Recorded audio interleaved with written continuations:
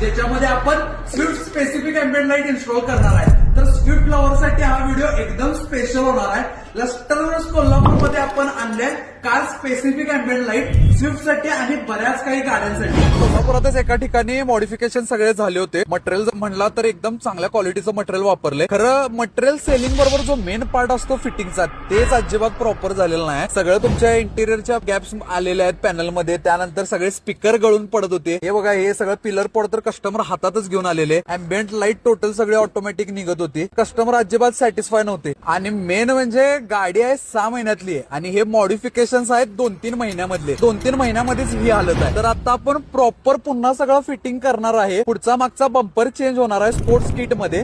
Interior मध्ये Swift specific ambient light आपण ह्याच्यामध्ये इन्स्टॉल करणार आहे. मार्केटमध्ये तुम्ही नॉर्मल एम्बिएंट लाईट ढीग बघितले असतील. खरं यो विषय 100% तुम्ही पहिल्यांदाच बघत असाल. तर या एम्बिएंट लाईट मध्ये तुमच्या गाडीमधले काही पॅनल डायरेक्ट रिप्लेस होतात.